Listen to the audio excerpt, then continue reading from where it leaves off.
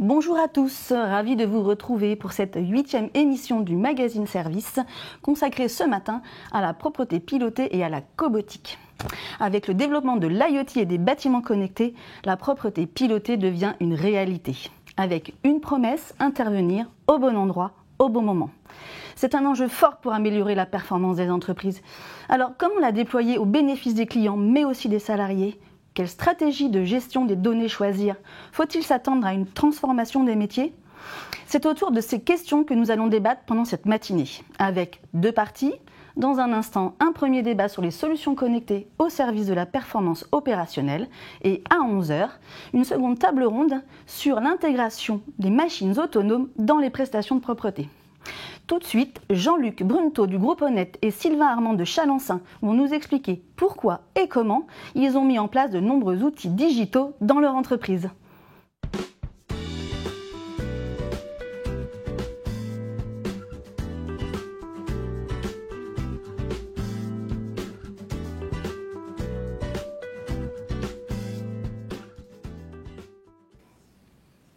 Jean-Luc Brunto, bonjour.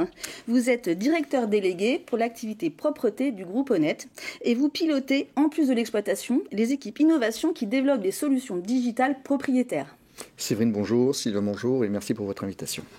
Sylvain Armand, vous occupez le poste de directeur du développement de Chalençon et vous avez notamment en charge l'équipe IT qui conçoit les applications et traite les données. Merci à tous les deux de votre présence. N'oubliez pas que vous pouvez poser vos questions en direct via le chat. Alors pour commencer, Jean-Luc Brunto, c'est quoi pour Honnête la propreté pilotée et plus largement, quels sont les impacts de la digitalisation ? Alors de la même façon qu'aujourd'hui, dans notre vie quotidienne, nous sommes impactés par cette vague numérique en fait. Forcément, dans le monde de l'entreprise, on retrouve exactement la même révolution. Alors, je dis bien le mot révolution parce que, comme toute révolution, ça amène son lot d'opportunités et aussi son lot de risques qu'il faudra à un moment donné apprendre aussi à maîtriser. Cette révolution, elle amène des opportunités, on va pour dire trois grandes familles, la famille de l'automatisation, qui est assez claire, bien évidemment, la famille de la connectivité et la famille de l'itération. La famille de l'automatisation aujourd'hui, c'est tout ce que l'on va pouvoir mettre en œuvre de façon à faire gagner du temps à nos salariés ou à nos clients afin qu'ils puissent prendre du temps pour des activités à plus forte valeur ajoutée ou pour de la qualité par exemple. Dans ce cadre, ça fait maintenant plusieurs années que le groupe Honnête a développé en propre en fait une série d'outils à disposition de nos collaborateurs et aussi de nos clients qui permettent d'avoir accès à un véritable bureau digital pour pouvoir gagner du temps justement sur des activités qui jusque-là étaient plutôt chronophages. Alors on va partir du début, qui est le recrutement du salarié. Comment est-ce que je recrute le bon salarié ? Nous sommes dans une profession où la notion de recrutement est quelque chose à la fois de compliqué et d'important, puisque forcément nous rentrons encore une fois au plus intime des gens dans ce métier-là. Donc c'est nécessaire de trouver la bonne personne au bon moment. Donc on a développé des activités et une application pour ça. Ensuite, c'est comment derrière on va former nos salariés. Donc de la même façon, en appui aujourd'hui de nos services de formation, nous avons créé Honnête Learn, qui est un outil qui permet à nos salariés de pouvoir s'y référer, de pouvoir vérifier quelles sont aujourd'hui la procédure à mener, comment est-ce que je travaille, comment est-ce qu'à un moment donné je dois faire pour que les choses soient faites comme, encore une fois, on me les a appris, au travers de vidéos qui sont soit dans la langue native de la personne, soit carrément à un moment donné sans avoir besoin encore une fois, de langage, et sur lequel chaque salarié va pouvoir s'y référer.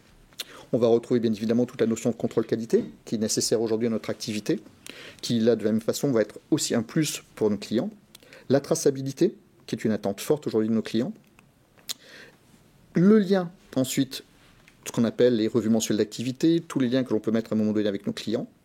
Et cette boucle sera bouclée bien évidemment lorsqu'on va s'occuper du remplacement de nos salariés de la même façon que ce que je disais tout à l'heure. Donc, alors, je vous interromps, excusez-moi, mais quand on a préparé l'émission, vous nous avez bien précisé que vous aviez un service d'innovation intégré, donc vous avez choisi de développer des solutions en propre. Pour quelles raisons ? Alors, la première chose, c'est que déjà, c'est important d'être propriétaire de ces solutions. Je vous disais, il y a des risques. Un des risques, c'est la gestion de la donnée. Qui aujourd'hui est propriétaire de données ? Qu'est-ce qu'on en fait ? Comment est-ce qu'à un moment donné, on sécurise cette donnée-là ? Donc, il était nécessaire aujourd'hui que nous soyons propriétaires aujourd'hui de nos applications. La deuxième chose, c'est que ces applications ne valent que si elles sont développées dans un sens qui est le sens de l'exploitation. Donc, forcément, qui mieux que les exploitants peuvent développer des activités qui leur sont dédiées.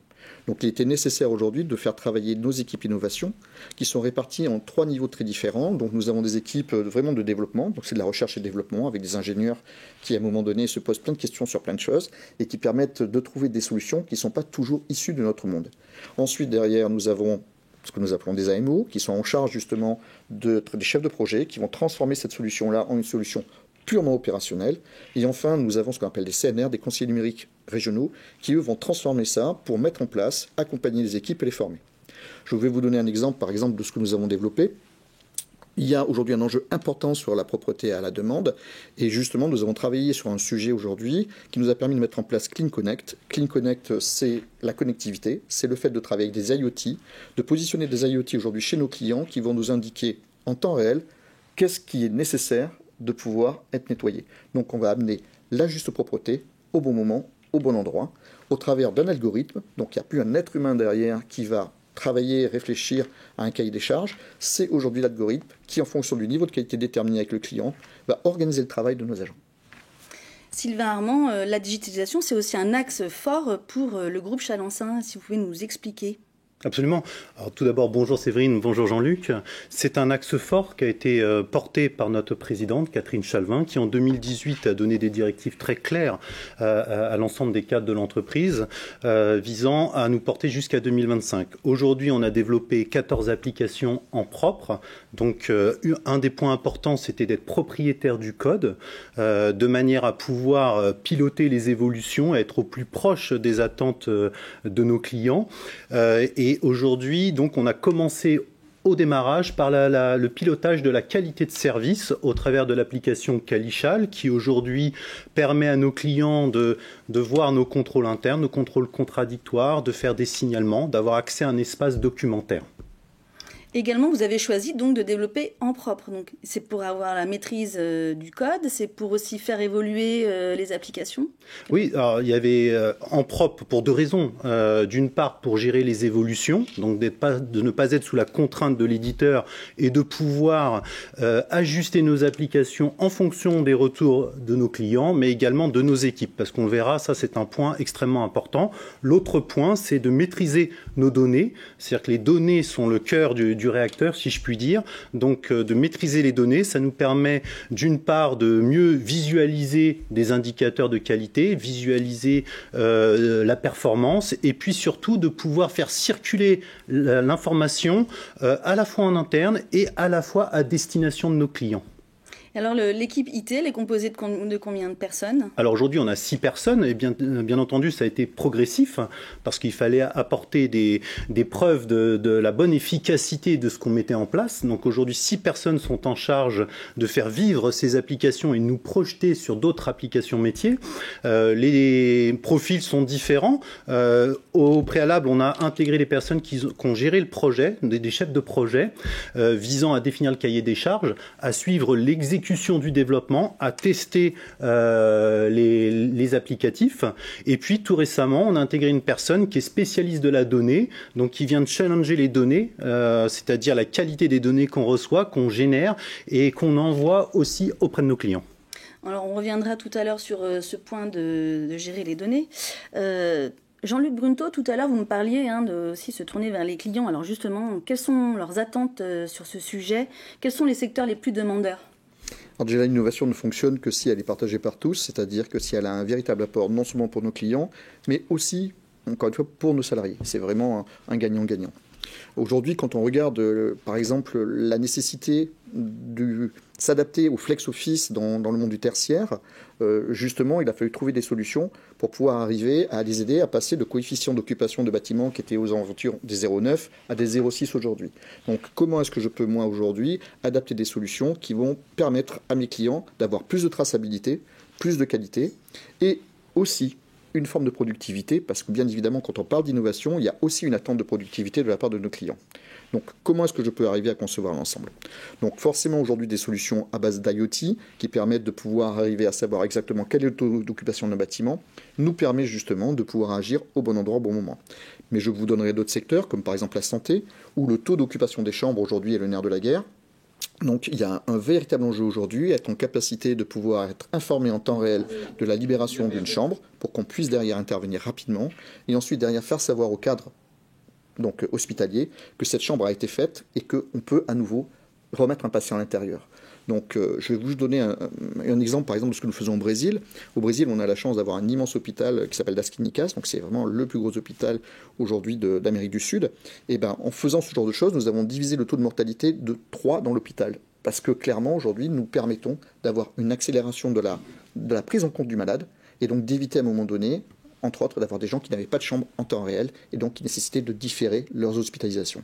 Et alors ça, c'est une demande qui venait du client, de l'hôpital, ou c'est sur proposition? Je veux dire, est-ce qu'il y a vraiment Est-ce que vous êtes plutôt en force de proposer, ou c'est plutôt les clients qui demandent ce genre de solution? Alors il y a une forte attente de nos clients aujourd'hui, clairement. Le numérique crée forcément aujourd'hui des attentes, mais c'est nous aujourd'hui qui sommes force de proposition. Et parfois, nous proposons des choses qui sont même complexes parce que très innovantes par rapport à l'attente. La problématique aujourd'hui de nos acheteurs, des gens avec qui nous contractualisons, c'est qu'ils doivent travailler pour un client final. Voilà, ce client final, c'est la personne pour laquelle nous prestons, c'est l'occupant du bâtiment. Donc comment aujourd'hui j'arrive à convaincre un acheteur de la nécessité aujourd'hui d'aller sur une solution différente que celle qu'il a conceptualisée par rapport aux besoins de son client final.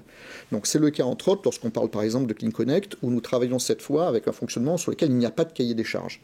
C'est-à-dire que puisque c'est l'algorithme lui-même qui va créer entre guillemets en temps réel, avec une planification dynamique, ce cahier des charges. Et donc forcément, l'acheteur qui, lui, va avoir tendance à modéliser son activité de propreté au travers de fréquences, de mètres carrés, va forcément à un moment donné se retrouver dans une situation où c'est plus compliqué pour lui de visualiser comment ça va se passer. Et aujourd'hui, on a mis en place un peu plus de 35 sites sous Clean Connect, qui sont des sites plutôt importants, sur des tailles entre 3500 et plus de 10 000 mètres carrés. Et forcément, aujourd'hui, on s'aperçoit que nos clients ne reviendraient en aucun cas en arrière. Mais il a fallu convaincre, démontrer aujourd'hui qu'on pouvait s'affranchir du cahier des charges et d'amener une innovation claire pour le client final. Est-ce que vous rejoignez, Sylvain Armand, Jean-Luc Grunto sur la demande assez forte des clients, en tout cas de certains secteurs? Absolument, je rejoins ce que dit Jean-Luc, c'est qu'il y a une vraie attente, une vraie demande. Elle est plus présente aujourd'hui qu'elle n'était présente en 2018, mais aujourd'hui il y a une attente qui est formalisée de manière très concrète dans les cahiers des charges. Ça nécessite d'y répondre et ça n'exclut pas des propositions de notre part pour aller au-delà de l'attente du client. Il y a une attente d'innovation, ça c'est le terme générique qui est employé par nos clients, et bien de manière concrète, la digitalisation répond à cette attente d'innovation. La digitalisation, ça permet d'informer, ça permet d'enrichir de la donnée, d'apporter des photos, d'apporter des preuves de réalisation dans un environnement qui évolue beaucoup plus que par le passé. Aujourd'hui, nos clients utilisent leurs bâtiments de manière agile. Ils ont aussi progressé sur leur organisation. Jean-Luc parlait des hôpitaux. Une chambre sortante, il faut qu'on en soit informé immédiatement pour engager une action de propreté à l'intérieur de celle-ci. Et à l'issue de cette prestation-là, il faut pouvoir dire qu'on a terminé la prestation de manière à ce que notre client puisse immédiatement replacer un patient dans cette chambre que nous venons de nettoyer. Donc c'est extrêmement important d'être impliqué sur cette thématique-là. Donc la santé, vous le disiez, est un secteur demandeur. Est-ce que d'autres secteurs, par exemple les transports, sur lesquels le groupe Chalensat est fortement présent? Oui, absolument. Le transport, c'est un sujet important puisqu'on opère sur une partie géographique assez large. Donc on ne peut pas être à tout instant couvrir l'intégralité du périmètre.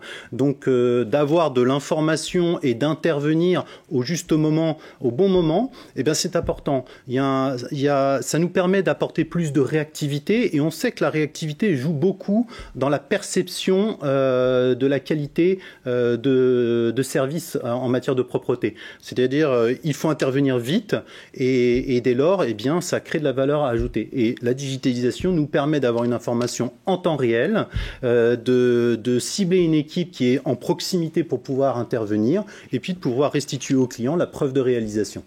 Et quels sont les bénéfices attendus par les clients, précisément ?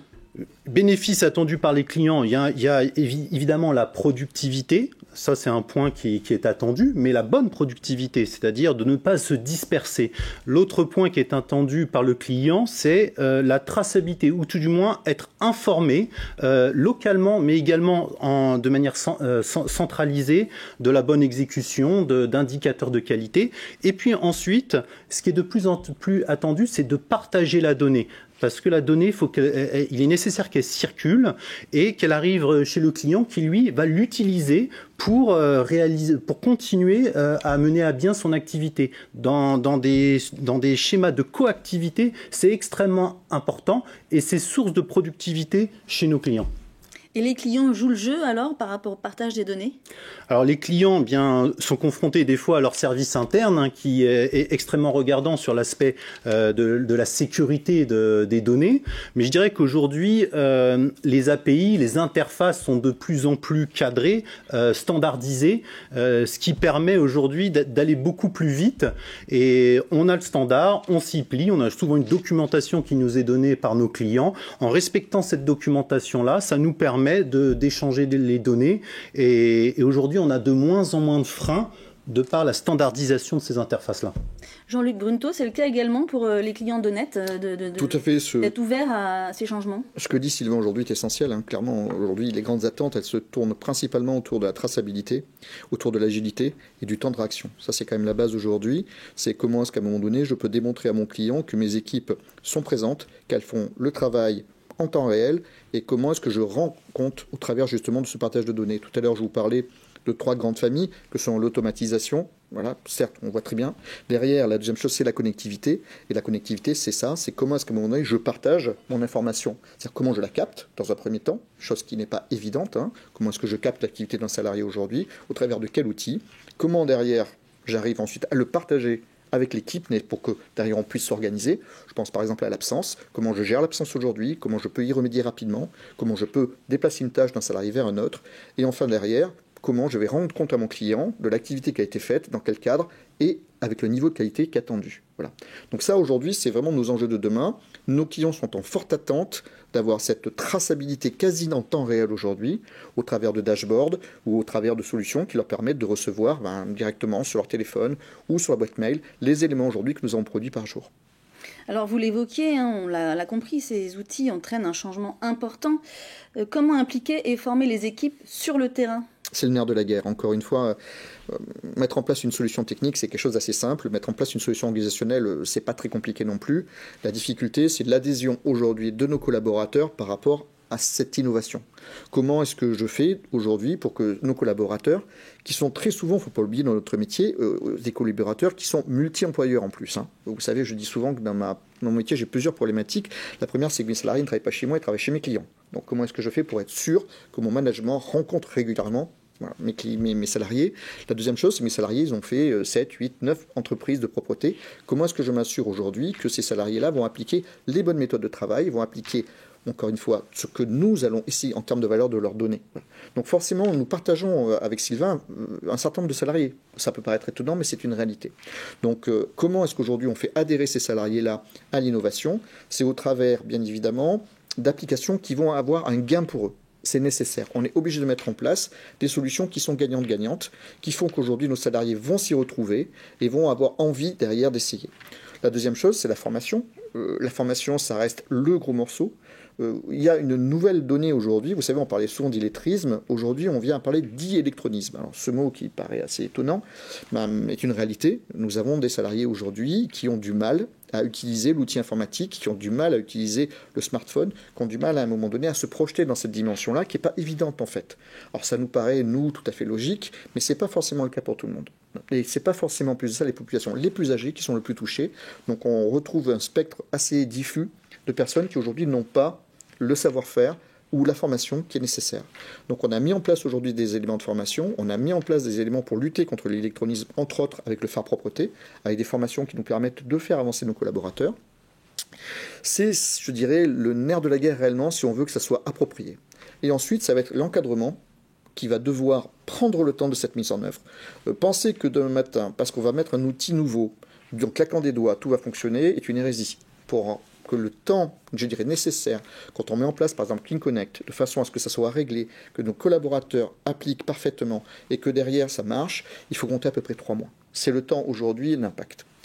Expliquez-nous vraiment comment la formation fonctionne concrètement sur le terrain. Qui forme qui, forme qui, forme qui. Donc clairement, c'est ce que je vous disais tout à l'heure, on a des postes qui sont très différents au niveau de l'innovation. Et ce qui est important, c'est avant tout qu'est-ce que vont en retirer nos salariés. Donc je vous parlais de progrès, il est nécessaire que ce progrès s'accompagne aussi d'un progrès social. Par exemple, lorsque nous mettons en place aujourd'hui Clean Connect, l'idée c'est que nos salariés puissent aller vers du temps plein, dans un premier temps, puissent aller aussi sur du travail en journée. C'est là les deux gros objectifs. Et puis, il y a une notion d'équité importante grâce à l'outil, entre guillemets, électronique, puisque ce n'est plus un petit chef ou un chef haillon qui va déterminer qui fait quoi. Cette notion qui est toujours compliquée dans le management. Là, vous avez un algorithme qui, lui, ne peut pas s'acheter, ce qui ne peut pas avoir de déviance, qui, lui, à un moment donné, va donner le travail à chacun, encore une fois, des salariés de façon équitable. Donc, au niveau de la formation aujourd'hui, nous avons des services qui vont travailler en amont, donc qui vont former nos collaborateurs sur l'utilisation de l'outil. Et ensuite, nous avons des personnes qui vont venir en accompagnement de la mise en œuvre, qu'on appelle les CNR, qui sont là pour non seulement aider nos salariés et nos équipes à prendre en charge, mais aussi nos clients, parce que ça marche dans les deux sens, et nos clients ont besoin aussi d'être accompagnés sur quels sont les changements, comment ça va fonctionner avec nos nouvelles équipes. CNR, rappelez-nous, CNR. C'est conseiller numérique régional. C'est-à-dire dans chaque région, nous avons 9 régions aujourd'hui dans le groupe Honnête, et dans chaque région, nous avons mis en place ces fameux CNR qui sont en charge justement d'accompagner sur le terrain les responsables de secteur, les agents et les chefs d'équipe pour les faire monter en compétences.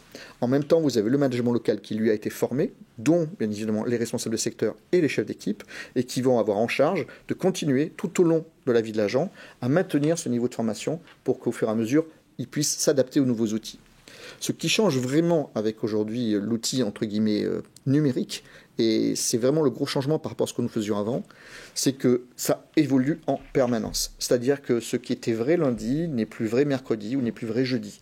Donc comment est-ce que je fais aujourd'hui pour que mes salariés comprennent qu'on va être en permanence en formation pour utiliser ces outils au mieux? Et ça, c'est une vraie difficulté. Nous devons faire comprendre à nos salariés que nous sommes dans un monde mouvant et qu'ils seront formés tout au long de leur carrière.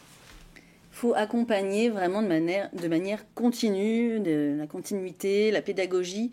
Pour le groupe Chalençin, ça fonctionne comment sur le terrain ? Eh bien, je rejoins Jean-Luc. Embarquer, impliquer les équipes opérationnelles, c'est absolument essentiel. Catherine Chalvin, lorsqu'elle nous a inscrits dans ce plan de digitalisation, nous a dit la digitalisation ne doit pas éloigner les équipes, elle doit les rassembler. Au travers des projets qu'on a menés, ça nous a permis vraiment de fédérer les équipes. Aujourd'hui, nous, on demande à nos chefs de projet de s'impliquer jusqu'à la mise au déploiement sur le terrain, qui doit être fait en 3 mois. On est sur le même rapport de temps. Et c'est essentiel que ça se fasse relativement vite. On a souhaité que les chefs de projet s'impliquent jusqu'au déploiement pour qu'ils aient un retour d'expérience, je dirais, en live, et qu'ils puissent prendre conscience des freins qu'il peut y avoir des fois, parce qu'on n'est pas toujours juste dans la nouvelle version qu'on déploie. Et il est très important de s'assurer que l'ergonomie de l'application soit facilement intégrable par le salarié, sans quoi ça ne marche pas. Quelle que soit l'application, aussi belle qu'elle soit, aussi efficace qu'elle soit au niveau d'un siège social, elle ne vaut que si elle est utilisée par les équipes sur le terrain. Donc on parle de taux d'adoption, de taux d'utilisation, et ça, nous y sommes extrêmement vigilants, et ce sont des indicateurs qui sont suivis par la direction générale en permanence. Donc, vous me disiez, quand on a préparé cette émission, vous avez des utilisateurs clés. Est-ce que vous pouvez nous en parler dans le détail ? Oui, absolument.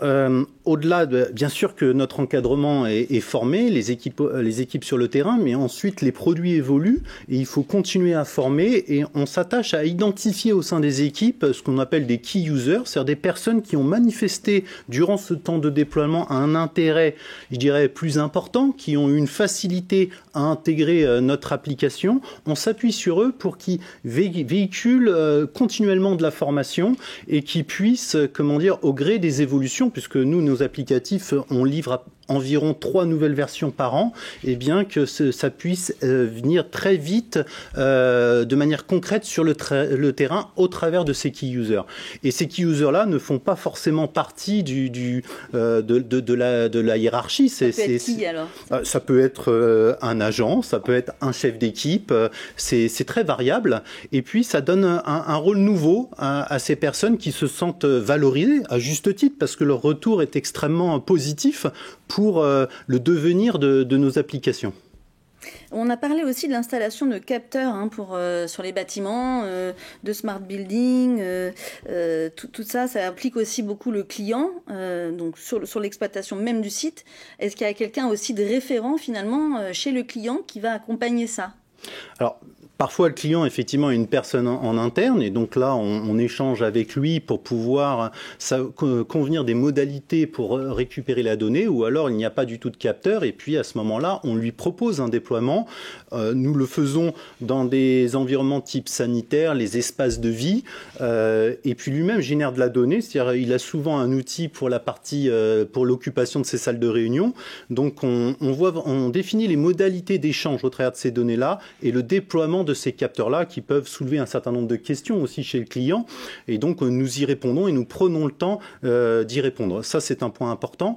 On engage vraiment le client aussi, au-delà des capteurs de l'IoT, à venir nous transmettre de l'information. Lui-même, aujourd'hui, pour des sujets organisationnels, a mis en place, parfois autour de son SIRH, des outils permettant de dire... SIRH, système d'information des ressources humaines, permettant de savoir quand est-ce que les collaborateurs vont venir travailler.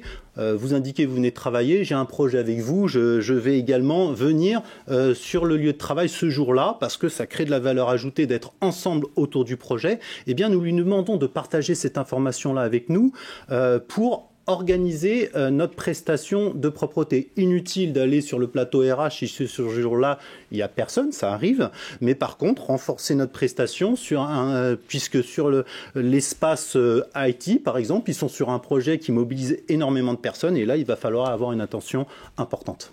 Et alors, question à tous les deux, comment vous gérez la partie justement multi-employeur, transfert de salariés par rapport à la formation des agents?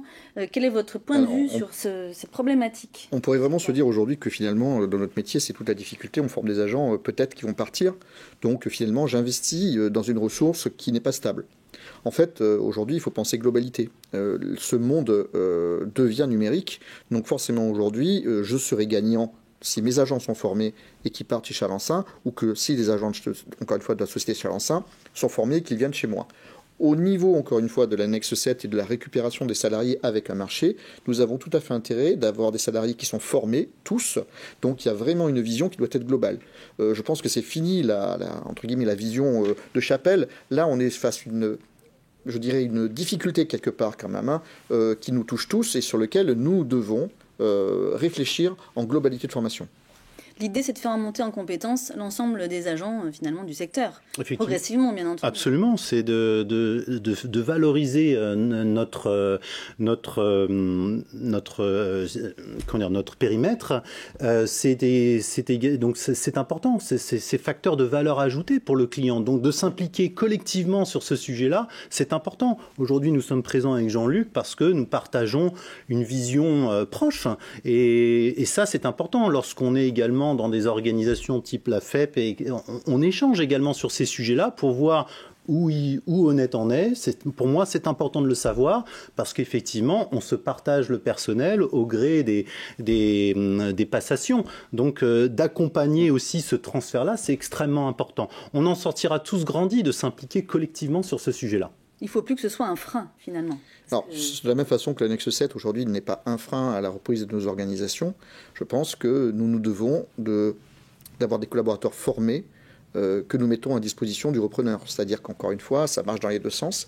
Et je pense que la fédération, pour ça, amène aussi un cadre. On a la chance d'avoir une fédération professionnelle aujourd'hui qui est reconnue par la totalité des entreprises qui travaillent dans la branche. Cette fédération, pour moi, elle est majeure, puisqu'elle travaille justement, je vous ai dit, entre autres sur des projets comme celui de l'e-électronisme. Donc il y a un appui réellement derrière qui nous permet d'avoir cette vision globale, toute entreprise confondue. Voilà. Et forcément, nous avons plus de ça, de plus en plus des valeurs qui sont communes dans les entreprises de propreté. Alors, la petite cerise sur le gâteau, c'est qu'avec l'entreprise Chalençon, nous partageons des valeurs, puisque nous sommes deux entreprises familiales, qui sont gérées les deux par une jeune femme en plus. Donc, je trouve ça assez intéressant et assez rare aujourd'hui dans ce paysage économique. Donc, c'est plutôt une chance aujourd'hui. Et ça permet vraiment d'avoir une vision de l'avenir, sinon commune, du moins partagée. L'ensemble de ces outils technologiques permet de collecter de nombreuses données. Donc on parlera un peu peut-être des objets connectés aussi dans cette partie-là. Comment exploiter les données? Comment vous êtes organisé? Parce que c'est bien de capter des données, des informations. Qu'est-ce qu'on en fait après? Alors c'est un peu le nerf de la guerre aujourd'hui, la donnée. La donnée, c'est à la fois tout et rien. C'est ce qui fait peur. C'est forcément quand on arrive chez nos clients avec mettre en place Clean Connect, comment ça va se passer? Est-ce qu'on se met sur un réseau quelconque? Est-ce qu'il y a un risque de piratage? Que allez-vous faire de la donnée? Donc ça nous a obligés très vite à réfléchir à comment sécuriser la donnée. La donnée n'est valable que du moment que nous sommes en capacité de la gérer, de gérer des données qui n'ont pas de caractère personnel, et c'est très important. En tant qu'entreprise de propreté, nous ne sommes pas sous-traitants de données, et nous devons faire attention à surtout ne pas le devenir. Donc je collecte aujourd'hui des informations, par exemple dans un bâtiment, qui vont être des informations sur l'occupation d'une pièce, qui vont être des informations sur le taux de CO2, sur la température, qui vont être des informations sur une fuite possible, sur le fait que la lumière soit restée allumée. Donc on est encore une fois sur de l'information qui est du smart building.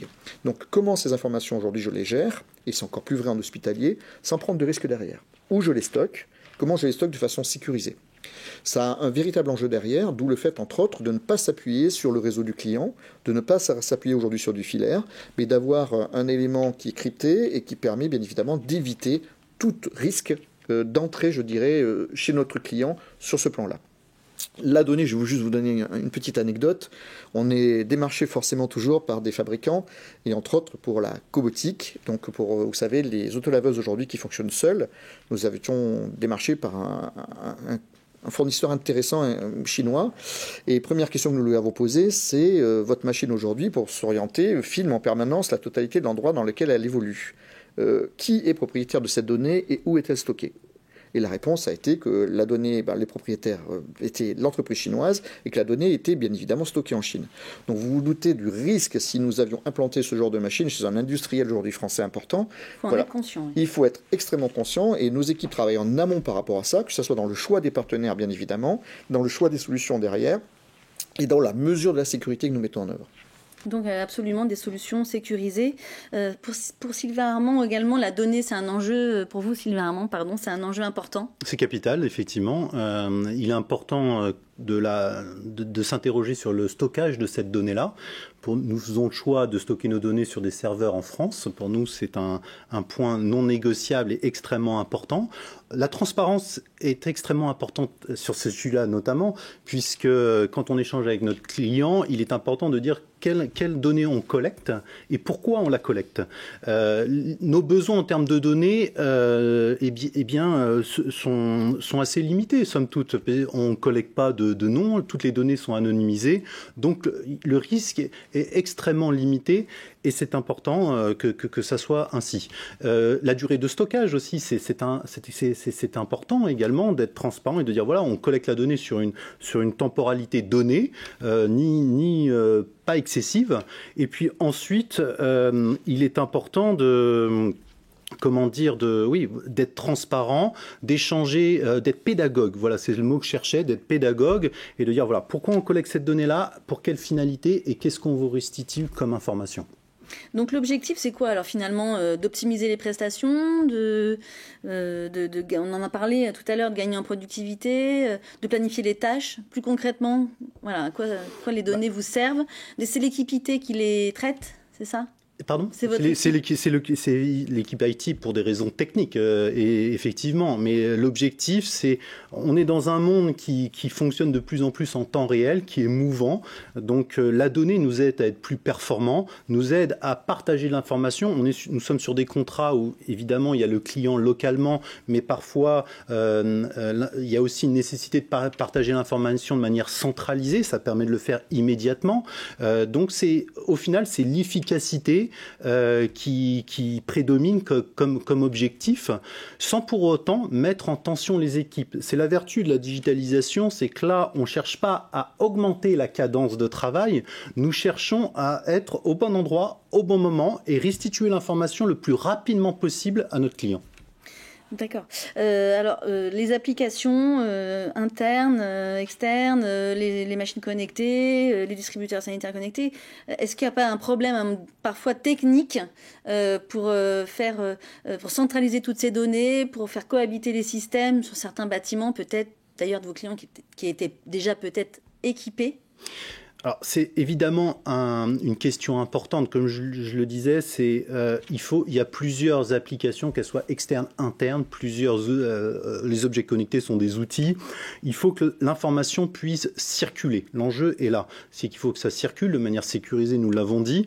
Et donc, sur ce sujet-là, les API, les interfaces qui sont de plus en plus standardisées, permettent d'aller beaucoup plus vite sur ce sujet-là. Et donc, il y a un modèle de prise pour schématiser qui est normé. Il faut juste venir se connecter. On voit que sur les smartphones, on est sur les ports USB-C. Eh bien, dans le monde de l'interface, c'est le même sujet. Ça se standardise, tout le monde va dans la même direction. Il y a peu d'interfaces exotiques aujourd'hui et donc ça facilite l'interopérabilité, l'échange de données et ça, c'est capital. Dans une vision justement un peu plus large, dès qu'on passe sur du facility management, on voit la nécessité aujourd'hui de ce partage d'informations avec les outils existants de nos clients. Donc cette remontée d'informations va devoir à un moment donné fonctionner avec la GMAO donc, de notre client. Donc quid de l'interface? Comment est-ce que je vais à un moment donné arriver à construire une interface sécurisée qui va être une remontée de données passive pour que mon client puisse y avoir accès? Mais on va avoir aussi les systèmes de ticketing, on va avoir aussi des systèmes de réservation qui vont permettre justement d'avoir cette interaction aujourd'hui entre la vie d'un bâtiment par exemple et ses occupants et bien évidemment nos capteurs et nos salariés de l'autre côté. Donc la donnée plus que jamais est nécessaire pour arriver à avoir cette connexion-là, mais elle se doit d'être sécurisée au travers de SaaS qui permettent d'éviter qu'il y ait à un moment donné une porosité. Vous évoquiez tout à l'heure, Jean-Luc Bruneteau, les cobots. On va en parler tout à l'heure à 11h. Mais plus largement, les machines connectées, on peut peut-être faire un point là-dessus quand même. C'est intéressant en termes de maintenance, par exemple. On peut avoir des informations. Alors là, on arrive sur le troisième grand volet dont je vous parlais, qui est l'itération. Donc aujourd'hui, la nouveauté, ce qui arrive demain, dans quelques heures, c'est l'IA. Donc l'IA qui arrive avec de nouvelles choses, dont la prédiction. Voilà, la prédictivité aujourd'hui, alors c'est pas une science encore une fois dans une boule de cristal, c'est le fait aujourd'hui que l'IA soit en capacité de pouvoir détecter en amont des événements qui vont se passer grâce encore une fois à sa capacité à analyser la récurrence. Donc là, demain, ça joue bien évidemment sur la maintenance et de façon importante. Ça va nous permettre de pouvoir avoir un taux de disponibilité de nos matériels beaucoup plus important. Ça va permettre d'éviter d'avoir une problématique de SAV chez notre client, mais ça va aussi nous permettre, par exemple, de pouvoir travailler en direct avec notre client. Je vous donne un exemple. Aujourd'hui, nous sommes en capacité avec l'IA en soft FM, de pouvoir arriver justement à aider notre client à faire de la prédictivité sur ses installations techniques, où nous serons en mesure de savoir par exemple qu'il faut changer tel néon ou qu'il y a un risque de fuite d'eau sur tel compartiment. Voilà. Et ça aujourd'hui c'est là que c'est nouveau. La façon aussi dont nous gérons la donnée avec les capteurs pour nous donner le taux d'utilisation exact de chacun des éléments. Je vous donne un exemple très simple que vous avez très vite visualisé. Très souvent, dans un cahier des charges, nous avons la même fréquence pour tous les sanitaires, encore une fois, d'un bâtiment. Et très souvent, on augmente même la fréquence des étages qui sont les étages les plus VIP parce qu'on est persuadé que c'est là où il y a le plus grand risque, bien évidemment, en termes de propreté. Dans la réalité, lorsqu'on met des capteurs sur la totalité des éléments, on s'aperçoit de deux choses. C'est que très souvent, c'est pas là que nous avons le plus de fréquences, c'est pas là que nous avons le plus de ruptures, c'est bien évidemment sur les halls par exemple, sur lesquels on va avoir le plus de passages. Donc on va très vite pouvoir gérer en temps réel la nécessité de la propreté, et puis derrière aussi, on va pouvoir aussi anticiper la rupture.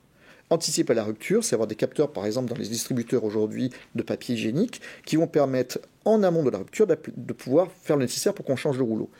Dernière chose, la poubelle connectée. La poubelle connectée, encore une fois, dit comme ça, on ne voit pas trop l'intérêt. Imaginez un centre commercial qui gère 120 ou 180 poubelles sur son centre commercial. Vous avez tous les jours un petit train avec des salariés qui vont faire chacune des poubelles et qui vont changer systématiquement le sac, que la poubelle soit à moitié remplie, quart remplie ou presque pas remplie. Parce que forcément, il ne va pas repasser 50 fois. Ça, d'un matin, vous n'agissez que sur la poubelle qui nécessite à un moment donné son changement. Donc on a un gain bien évidemment de temps avec une productivité, mais on a un gain de qualité aussi, puisqu'au niveau RSE, forcément, c'est une poubelle de moins, c'est un sac plastique de moins, et vous avez une intervention, comme je vous le disais, juste au juste moment et au bon endroit. On vient de le voir, la digitalisation impacte fortement les organisations. À votre avis, Sylvain Armand, est-ce que ça va transformer profondément les métiers de la propreté ? Définitivement. Ça fait partie aujourd'hui du paysage et demain, ça sera également le cas et probablement de manière plus importante. Ce constat-là permet de travailler, il est nécessaire de travailler régulièrement sur ce sujet-là, de manière à embarquer les équipes. On peut pas, il n'y a pas le jour d'avant et puis le jour d'après avec un énorme changement. C'est un travail continu, de fond, qui nécessite l'implication de tous et c'est important d'avoir un rythme à la fois soutenu, mais à la fois acceptable pour les équipes opérationnelles qui sont confrontées à d'autres problématiques sur le terrain et pour les embarquer, pour que les taux d'utilisation soient importants, eh bien, il faut y aller progressivement en impliquant tout le monde. Ça, c'est extrêmement important. En préparant cette émission, vous m'avez dit transformation de la production de services, donc moins de surface à nettoyer, mais plus de services. Est-ce que vous pouvez m'expliquer, c'est quoi plus de services pour Chalencin ? Plus de services, le constat est le suivant, c'est que nos clients essayent de rationaliser les surfaces de leurs bâtiments. Ça pourrait amener à une réduction de l'engagement financier du client. Nous essayons de capitaliser sur la présence de nos équipes sur le terrain pour apporter d'autres services. Ça peut être, remettre du papier dans les photocopieurs, ça peut être remettre du café dans la machine à café. C'est utiliser les forces vives de nos équipes à d'autres fins, à des services connexes. Et la digitalisation permet ça, d'offrir ça à nos clients. Et nos clients sont réceptifs à ces possibilités-là. Et ça vient compléter aussi, ça a des vertus sociales, puisqu'on vient augmenter le temps de contractualisation, le travail en journée. Donc on voit tous les aspects positifs qui peuvent également tourner autour de la digitalisation. Ça donne du sens au travail des agents ? Ça donne du sens, absolument, et c'est ce qu'on cherche à faire. Jean-Luc le disait chez Honnête, puis chez Chalencin, il faut donner du sens, c'est important. La digitalisation, ça ne peut pas être contre les équipes opérationnelles, c'est avec les équipes opérationnelles, et les équipes opérationnelles, elles ont besoin de comprendre pourquoi elles doivent utiliser une application métier, en quoi c'est important, en quoi ça leur apporte, ça leur permet d'exécuter leurs tâches avec plus de précision, avec plus de qualité. C'est extrêmement important, il faut donner du sens. Ils expriment, vos salariés, cette satisfaction ? Ils expriment, au départ, évidemment, ils sont critiques, c'est normal, en disant, tiens, là, c'est un petit peu difficile de faire telle ou telle chose sur l'application. Et par contre, il y a vraiment une grande satisfaction quand il y a une nouvelle version qui prend en considération les remontées que nos équipes opérationnelles ont pu faire. Et donc, à ce moment-là, effectivement, elles expriment leur satisfaction que leur parole a bien été prise en compte, et notamment par des techniciens, c'est-à-dire il n'y a pas de fossé entre les équipes opérationnelles et les techniciens. Les techniciens sont au service du métier, au service des équipes opérationnelles, au service des femmes et des hommes qui travaillent sur le terrain. Et ça, pour nous, c'est extrêmement important.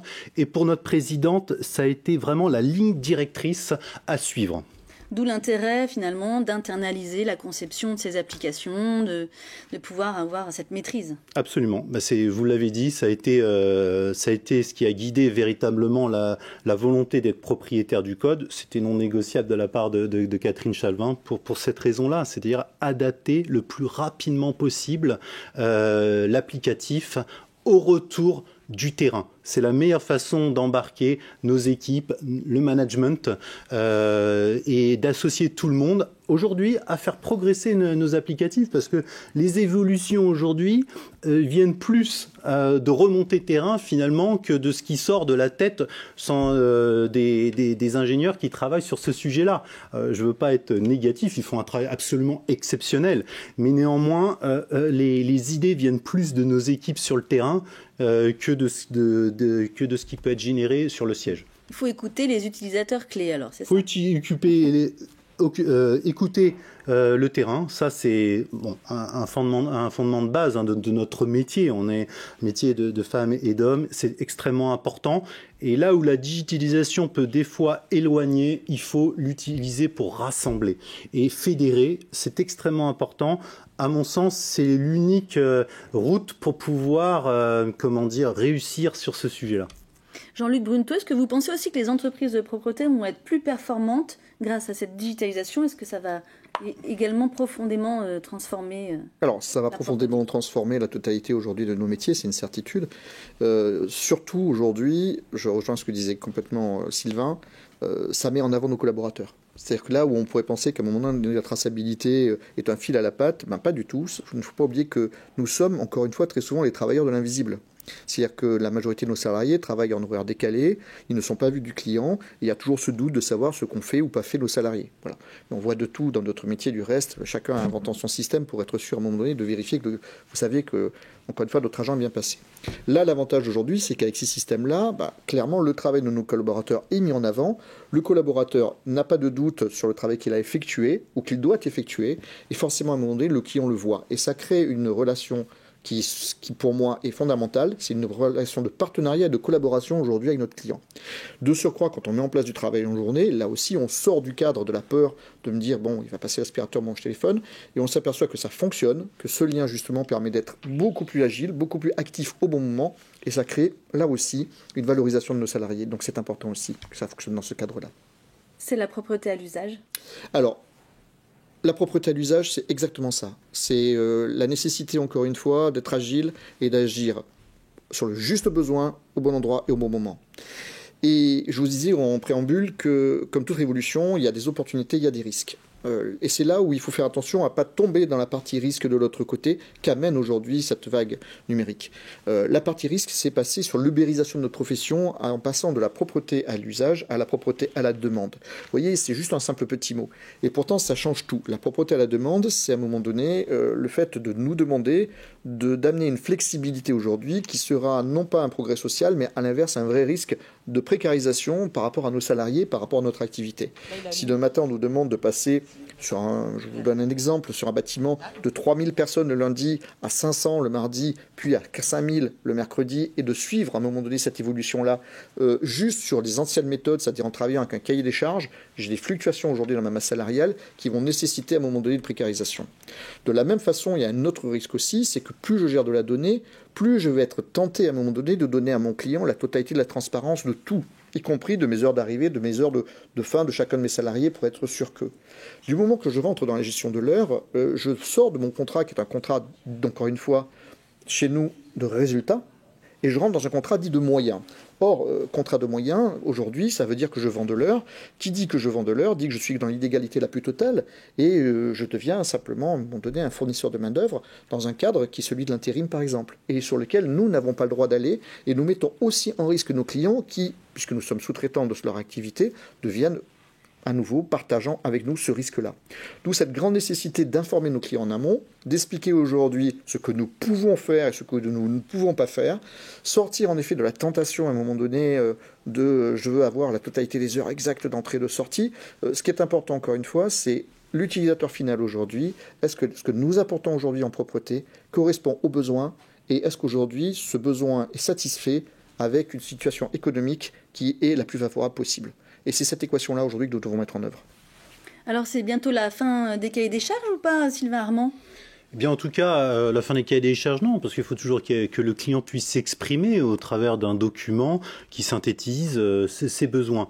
La question peut se poser sur les fréquentiels. Le fréquentiel, ça, effectivement, probablement qu'il y aura de moins en moins de fréquentiels, puisque l'objectif est de s'adapter à la réalité du terrain, si je puis dire, à la réalité de la vie du bâtiment, à la réalité économique, je dirais pas économique, mais opérationnelle du client.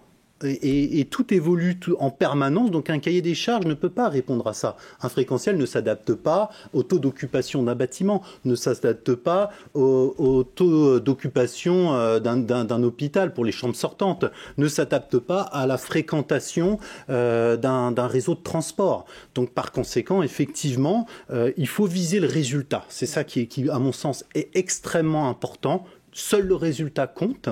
Il faut que les clients continuent à nous faire confiance sur la méthode pour y parvenir et que nous soyons en mesure de partager avec eux en toute transparence des indicateurs de qualité, de traçabilité pour les rassurer, pour qu'eux-mêmes aient conscience du travail effectué et puissent constater que nous sommes véritablement le pilote de notre prestation. Juste avant de passer aux questions, je vous rappelle que l'émission sera disponible en replay pour ceux qui veulent la voir ou la revoir. Alors, Loane, vous avez des questions des internautes ? Oui, bonjour. Alors, quelques questions sur le chat, notamment concernant la rentabilité, à savoir en combien de temps vos investissements dans ce domaine sont-ils rentabilisés ? Alors aujourd'hui, nous travaillons sur des investissements qui, en règle générale, se portent sur la valeur d'un contrat. Il faut savoir que nos contrats moyens se portent sur des durées de 3 à 4 ans. Donc forcément, nous faisons coller, je dirais, nos durées d'investissement avec la durée d'un contrat. C'est la partie la plus importante. Alors aujourd'hui, de plus en plus, nous avons des donneurs d'ordre qui sont plutôt sur des notions de contrat dits de type entre guillemets CDI, c'est-à-dire du tacite renouvellement, qui fait que nous n'avons pas de durée entre guillemets à long terme. C'est un peu plus compliqué forcément parce que nos investissements aujourd'hui ont un coût et nous ne pouvons pas en effet les faire porter sur une seule année. Malgré ça, en règle générale, on est tous à peu près dans le même cadre. On travaille entre 3 et 4 ans en fonction des différents niveaux d'investissement. Et pour Chalençon ? Alors pour changer techniquement, comptablement, c'est des amortissements qui peuvent être de 18 mois aujourd'hui. C'était 12 mois auparavant, 18 mois comptablement, techniquement. Après, dans les faits, parce que dans les faits, on est sur 4 ans. Globalement, en 4 ans, on doit avoir un retour sur investissement qui n'est pas simplement économique. Évidemment, c'est une donnée essentielle, mais pas uniquement, parce qu'il faut voir aussi l'impact que l'application a eu en matière de prestation de services. Faut essayer de jauger ça de manière objective. C'est pas toujours évident, mais il faut quand même faire cet exercice-là. Mais globalement, pour répondre, 4 ans, il faut qu'on ait un retour sur investissement. Une autre question ? Oui, alors une autre question sur les outils, donc ceux qui fonctionneraient plutôt à l'écrit. Comment les adapter aux employés en situation d'illettrisme ou d'électronisme ? Alors, comme je vous le disais, nous avons aujourd'hui un plan de formation qui a été construit avec le phare sur l'électronisme qui permet justement de prendre en charge les salariés. Alors très souvent, ça fonctionne aussi avec l'alphabétisation. Ce sont des parcours qui font très souvent les deux et c'est important puisque l'un va souvent avec l'autre et qui permettent d'amener ce rôle social de l'entreprise. Peu de gens le savent, mais aujourd'hui, dans ce que les entreprises de propreté mettent en œuvre au travers du phare et de la FEP, et encore plus chez nous, chez Honnête, c'est vraiment dans nos valeurs, c'est le fait de pouvoir former nos collaborateurs et de les faire à un moment donné monter en compétences, que ce soit sur, je dirais, leur savoir-faire quotidien, mais aussi dans la vie quotidienne au travers, par exemple, de l'alphabétisation. Pour nous, ce qui a été important, c'est l'ergonomie est très importante de l'outil. Peu de rédaction sur l'application, des icônes, on a vraiment été vers ça. On n'a pas été sur une traduction également des écrits sur l'application, nous n'avons pas voulu faire ça. On préfère miser sur la partie formation pour que l'application soit adoptée. J'ai une question complémentaire par rapport à la formation. Sur le personnel en remplacement, du coup, comment ça se passe ? Alors, le personnel en remplacement aujourd'hui, c'est ce que je vous disais, c'est toute la difficulté. Le personnel en remplacement aujourd'hui doit être du personnel formé et qu'il ne soit pas juste un CDD qui va être recruté un peu, je dirais, à la dernière minute. Donc aujourd'hui, on travaille sur des solutions de plus en plus pour pouvoir avoir des pôles de remplacement de personnel qui auront les habilitations nécessaires, parce que certains sites nécessitent des habilitations, seront aussi formés aux différentes techniques utilisées sur le site et seront capables justement d'avoir cette notion de remplacement plus sur lequel il y aura une transparence totale pour notre client du moment que le salarié sera là ou que son remplaçant sera là. Alors c'est un investissement, un peu sur la notion de volant telle qu'on peut la connaître aujourd'hui dans des métiers comme l'accueil ou comme la sécurité, mais c'est l'avenir demain de notre profession aussi, d'avoir des remplaçants qui soient des gens en capacité de rentrer dans un site et de faire exactement la même tâche sans que ça soit à un moment donné la moindre gêne pour notre client. Et comment la société Chalençon gère Alors, cet aspect ? effectivement, l'anticipation dans les remplacements, c'est un point important. Également, de fidéliser ces remplaçants de manière à ce que quand il y a un poste de disponible, et bien de capitaliser sur toute la formation qui a pu être faite auprès d'eux et d'introduire cette personne-là au sein de nos équipes. Et puis après, là aussi, il faut digitaliser la partie formation. Ça va être le cas au travers de webinars, de tutos vidéo, de manière à permettre à un agent qui serait en CDD de rapidement comprendre ce qui est attendu de lui au travers de l'applicatif et puis qu'il sache très rapidement l'utiliser. Et puis toujours nos key users sur le terrain qui globalement sont informés lorsqu'il y a Oui, mais ils peuvent être malades, les key users. Ils peuvent être malades, bien sûr. Ils peuvent être malades. Donc on s'appuie sur plusieurs points. Mais effectivement, ils peuvent être malades. La notion de key user est très importante. Alors on l'appelle key user, on l'appelle compagnonnage. Mais alors c'est quelque chose aujourd'hui qui existe déjà, pas uniquement lié au numérique, mais plus que jamais aujourd'hui, d'avoir sur site des gens qui vont pouvoir faire ce compagnonnage des nouveaux salariés et qui vont permettre de leur apprendre à fonctionner dans l'environnement. Chacun de nos contrats est un environnement différent en fait. Et c'est toute notre difficulté. Quand je vous dis, nous travaillons chez nos clients, on ne travaille pas chez nous. Quand vous travaillez dans une usine, c'est simple, qui vous appartient, tout est standard. Nous travaillons dans un monde qui est complètement fluctuant et qui va dépendre de chacun de nos clients et nous devons nous adapter à chaque mode de fonctionnement différent. Donc c'est extrêmement important d'avoir en effet aussi cette notion de compagnonnage qui permet de former à la réalité de nos salariés, j'allais dire nos compagnons. Loane, encore une question peut-être? Oui, alors toujours sur le sujet de la formation des équipes de terrain, les internautes se posent aussi la question du coût global. Donc avez-vous un éclairage à leur donner sur ce point? Très honnêtement, le coût de la formation aujourd'hui, forcément on la chiffre, on la connaît, mais j'ai pas envie aujourd'hui de rentrer là-dessus parce que ça serait mettre un mauvais calcul, enfin des mauvais chiffres sur des mauvais calculs. La formation aujourd'hui, elle est juste nécessaire. Elle fait partie intégrante de notre prestation, elle fait partie de notre futur. On l'a dit tout à l'heure, les salariés du groupe Honnête seront demain les salariés du groupe Chalençon et vice-versa, on le sait, ou voire d'autres groupes. Et je pense que plus que jamais, c'est toute la profession qui doit prendre ce virage-là. Donc cette formation a un coût, comme toute formation, mais elle est, je dirais, et obligatoire et nécessaire à notre futur. Difficile à chiffrer peut-être un coût global parce que c'est vrai que ça inclut... Disons qu'on a forcément un retour, on sait globalement où est-ce que ça nous situe en termes de coût, mais effectivement c'est un point indispensable. Il n'est pas envisageable de ne pas former aujourd'hui nos équipes et notamment sur ce sujet-là. Après il y a aussi la possibilité d'être accompagné. Les OPCO, il suffit de monter les modules, etc., de s'orienter, de discuter avec le phare, de discuter avec la FEP. Il y a des possibilités, c'est pas toujours aussi simple que de le dire, mais il y a des possibilités et de toute façon, c'est un postulat de départ. Il faut former les équipes sur ces sujets-là. On ne peut pas les laisser sur le terrain sans aucune formation en règle générale, mais qui plus est sur ce sujet-là. On se pose quand même la question aujourd'hui de nos prix de vente. Très souvent, c'est vrai que nos donneurs d'ordre ont du mal à voir ce que nous chiffrons et ont tendance parfois à penser juste au salaire brut de la personne, à la limite un peu de matériel, mais ne voient pas tout l'environnement qui est derrière. Et forcément, aujourd'hui, à l'intérieur de nos prix de vente, la formation en fait partie. Bien évidemment, tout ce que nous faisons en termes d'innovation, tout ce que ça représente en termes de recherche et développement, tout ça en fait partie. Donc tous ces éléments viennent composer aujourd'hui nos prix de vente. Et c'est vrai qu'il faut être capable aujourd'hui de savoir l'expliquer à nos donneurs d'ordre pour pas avoir cette tentation, je dirais, de n'acheter que du tarif ou que du prix. Je rejoins ce que dit Jean-Luc, c'est un point important. Il faut regarder dans un taux horaire, il y a beaucoup de choses et il faut être en capacité de l'expliquer, de le valoriser et pas d'être dans une comparaison basique tiens, il y a un taux horaire plus élevé que l'autre. Il faut voir ce qu'il y a à l'intérieur. C'est absolument indispensable. Je pense que les acheteurs sont de plus en plus sensibilisés et regardants sur ce sujet-là parce que sur le terrain, ça donne pas la même chose après.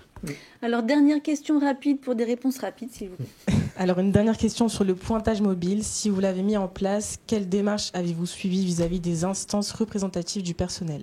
Alors là, de toute façon, vous avez la réponse dans la question. Aujourd'hui, en France, c'est obligatoire. Nous passons forcément à mon œil par les instances du personnel avant de mettre en place un pointage mobile.